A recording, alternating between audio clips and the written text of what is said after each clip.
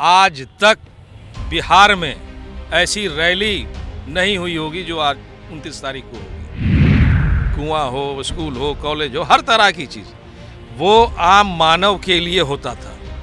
उसमें हिंदू, मुस्लिम, सिख, ईसाई नहीं देखा जाता था।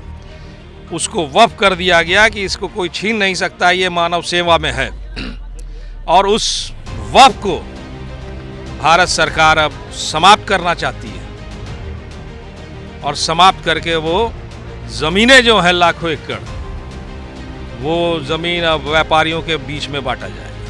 चीज़ें वक्त और हालात के हिसाब से एक घर परिवार में भी 2-4 लोग 19-20 होते हैं, मगर वक्फ को लेकर सिर्फ मुसलमान ही नहीं, जो भी इंडिया के कॉन्स्टिट्यूशन में बिलीव करता है, जो भी डेमोक्रेसी सिस्टम में बिलीव करता है और जिस किसी को भी डिक्टेटरशिप से प्रॉब्लम है, वो वक्फ अमेंडमेंट एक्ट का पूरी तरह से विरोध करता है, पूरी तरह से मुखालिफ, जो कि समाज के वेलफेयर के लिए दी है। इसमें सरकार क्यों अड़ंगा? आप मुझे बताइए। ये बगल में महावीर मंदिर है, बगल में महावीर मंदिर है ना, इसके जो अभी संस्थापक थे हमारे बड़े श्रद्धेय श्री कुणाल जी, तो वो उसके क्या थे? ट्रस्ट के वो चेयरमैन थे। क्यों सरकार उनको उसमें सरकार का दखल है? महावीर मंदिर ट्रस्ट में सरकार का दखल है? नागरिकों क्यों दिखाया जाए? ये अशफाकुल्ला खां का भी देश है, ये राम प्रसाद बिस्मिल का भी देश है। ये देश जितना महात्मा गांधी का है, जवाहरलाल नेहरू का, उतना ही मौलाना आज़ाद का भी देश है। ऐसी भीड़ ना कभी देखी थी, ना देखा गया है, ना देखा जाएगा। उखाड़ के फेंक देंगे इंडिया की सरकार को। नीतीश कुमार की जो बेवफाई है, जो मुसलमानों को जो बेवकूफ़ और भरमाने का काम किए हैं, असल में हम लोग को समझ गए हैं कि गंगाधर ही शक्तिमान है। एनडीए ही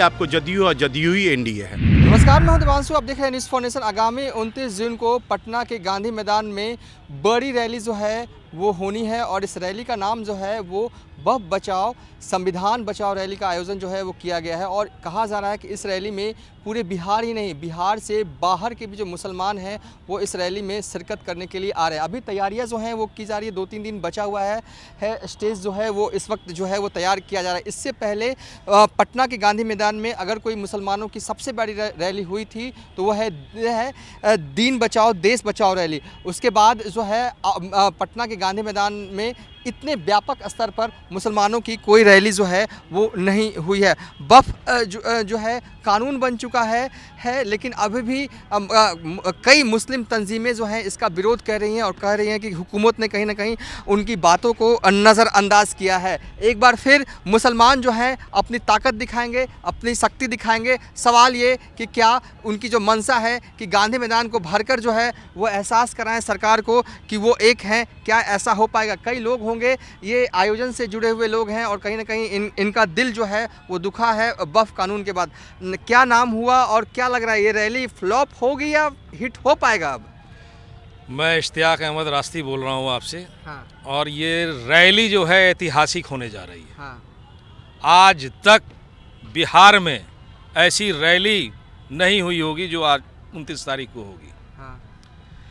ये रैली करने का मकसद है वक्फ की जो संपत्ति है मुसलमानों से जो छीनने का जो षड्यंत्र रचा गया है और पास करके ये कानून बना भी दिया गया है, इसके विरोध में ये रैली है।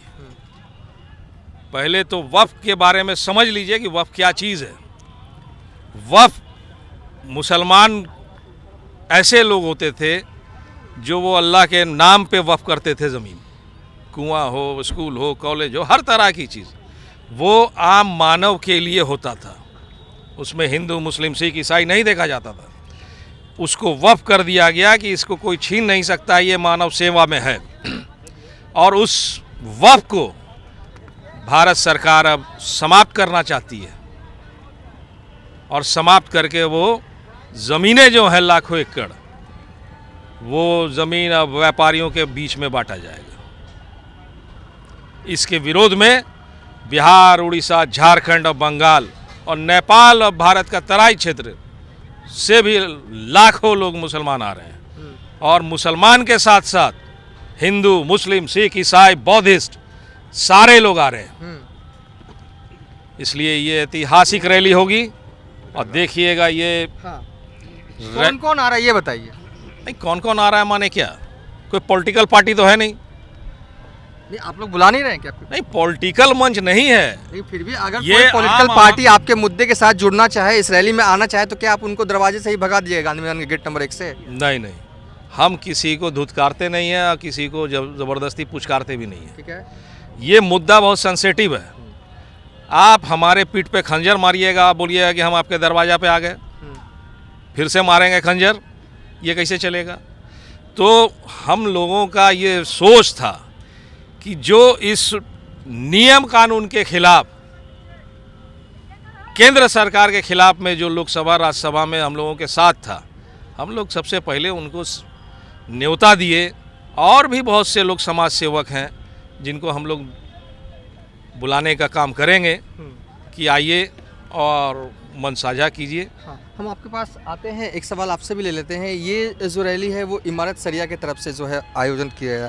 पिछली बार जब दीन बचाओ देश बचाओ रैली हुई थी, तब इमारत सरिया कहीं ना कहीं एकजुट था पूरी तरीके से। इस बार कई तरह के विवाद जो है इमारत सरिया से भी जुड़े, तो क्या इमारत सरिया इतना ताकत है उसके पास कि इस गांधी मैदान को भर सकता है इस बार? देखिए, दो लफ्ज़ है, एक इमारत और एक शरिया। हाँ। ठीक है, शरिया जो होता है ना वो सारे मुसलमानों के लिए होता है। हाँ। शरिया simply means law that is derived by Quran. ठीक है, और दूसरी बात क्या है कि जिस मतभेद की आप बात कर रहे हैं वो दरअसल मतभेद है ही नहीं।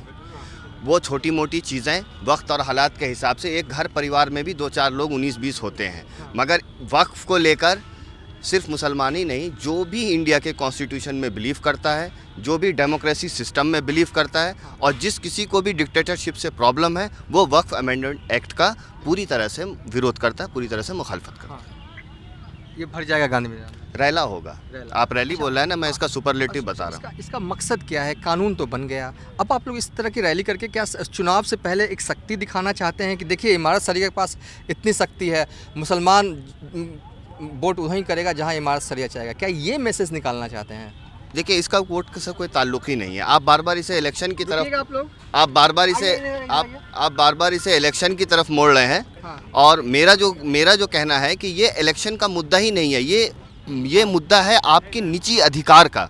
हाँ। ये मुद्दा है आपकी धार्मिक स्वतंत्रता का। हाँ। आपके दी हुई बाप दादा की जायदाद, हाँ।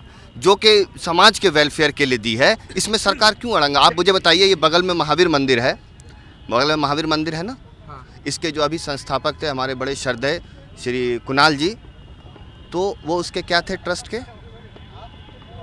के वो चेयरमैन थे। क्यों सरकार उनको उसमें सरकार का दखल है? महावीर मंदिर ट्रस्ट में सरकार का दखल है? मतलब आप चाहते हैं, ये ठीक है, आपके हैं मुद्दे कि आप चाहते हैं कि आप एक दखल देश में दो विधान क्यों? एक देश में हिंदू के लिए अलग कानून, मुसलमान के लिए अलग कानून क्यों? ऐसी दोहरी नज़र से देश के नागरिकों को क्यों दिखाया जाए? ये अशफाकुल्ला खां का भी देश है, हम आपके पास ये राम प्रसाद बिस्मिल का भी देश है। ये देश जितना महात्मा गांधी का है, जवाहरलाल नेहरू का, उतना ही मौलाना आज़ाद का भी देश है। मगर ये सरकार एक नज़र से क्यों नहीं देखती है? सरकार का कोई भी आप कानून ले लीजिए, एनआरसी का कानून हो, वक्फ अमेंडेड एक्ट हो, उससे पहले कि जितना अलीगढ़ मुस्लिम यूनिवर्सिटी का मामला हो, हर मामले में सरकार, और ये कहती है वक्फ गरीब मुसलमानों के लिए। जहां अलीगढ़ में गरीब मुसलमान के बच्चे पढ़ते हैं, उनका लाखों रुपए का फंड काटते हो।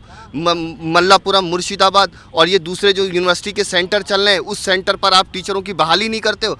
कैसे मान लें कि आप जो है ये ऐसा कानून लाए हो जिससे गरीब मुसलमानों का भला हो जाएगा? अगर आपको गरीब मुसलमानों का भला करना है, आप नवोदय विद्यालय की तरह से हर जिले में आप अल्पसंख्यक विद्यालय खोलिए। ये जो दिख रहा है, मुझे समझ में आ रहा है कि सरकार के खिलाफ ये रैली होने वाला। आप क्या कहेंगे? तैयारी कैसे चल रही है रैली की?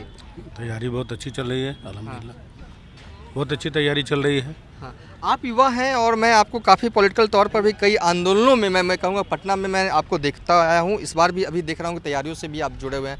क्या कहेंगे? क्या जो अब तक मैं कई लोगों के बयान सुन रहा था, कह रहे हैं कि कहीं ना कहीं ये सत्ता के खिलाफ ये रैली होने वाले, क्या मुसलमान अब एनडीए को वोट नहीं करने जा रहा है 2020 इलेक्शन में?